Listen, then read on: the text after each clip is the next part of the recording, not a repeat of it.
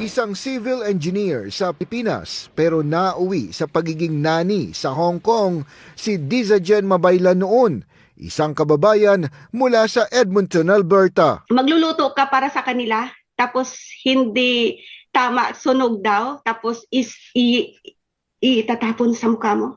Yung pagkain, alam mo yung pagkain na magluluto ka, tapos hindi ka kasabay sila, para kang katulong talaga, na doon ka kakain sa CR. Marami kami niyan. Kami ng mga katulong noon sa Hong Kong, I've been that.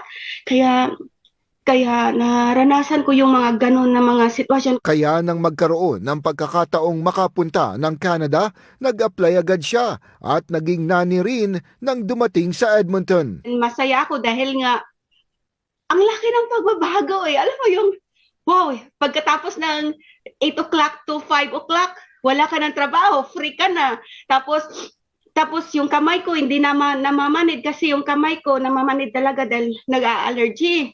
Tapos hindi na katulad noon, tapos maganda na, as in, Lord, thank you Lord na nandito na ako. Dahil kailangang kumayod para sa pamilya, hanggang 4 na trabaho ang pinasok ni DJ, staff sa drugstore, furnace operator, landscaping at pati sa construction. Sinasabayan pa niya ng pagtitinda ng kung ano-ano hanggang sa pumatok sa kanyang mga binebenta ang red hotdog.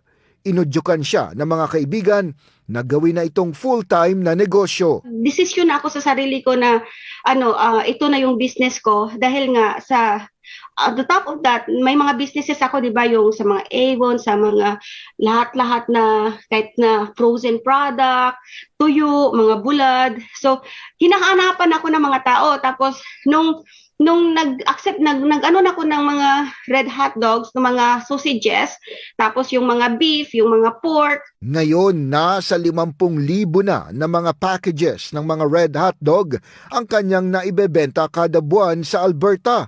Hanggang sa labas ng probinsya, nakakarating ang kanyang produkto. Palagi akong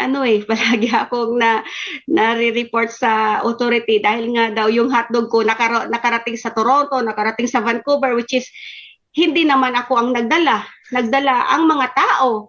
Tapos binibili nila sa malalaking store kagaya ng Seafood City, kagaya ng Lucky Supermarket. Then Lucky Supermarket and Seafood City, they cannot control people to buy, right?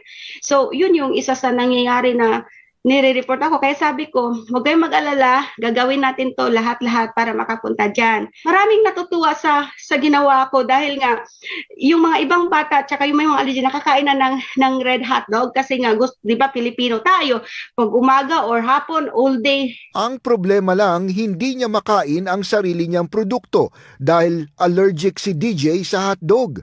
Kaya naisipan niyang gumawa ng gluten-free na DJ hotdog.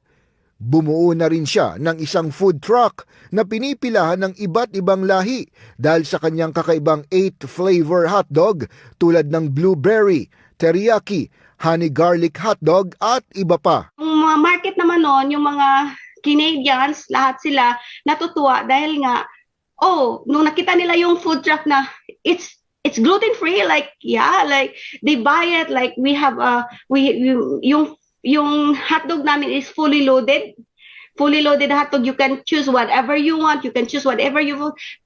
Kumbaga, make your own toppings. Kaya kung sabihin mo sa akin na fully loaded talaga yan siya for only $650. Ikinatataba raw ng kanyang puso na makita ang isang produktong Pinoy na katabi ng mga Canadian products at ng iba pang lahi sa mga grocery stores. Very proud kasi nga nakikita nila, lalo na yung It's Hotdog Time ko. Like, when I put the It's Hotdog Time hotdog food truck and then the packaging, talagang nandiyan yung produkto ko sa mga shelf. Talagang napaka-proud na tatak Pilipino at saka hinahanap ng mga tao. Tapos tatawag sila sa akin kahit iba't ibang lahi. Tumatawag sila sa akin kahit nasa Toronto, Montreal. Nagsimula sa patingi-tingi, ngayon truck-truck na ang kanyang mga delivery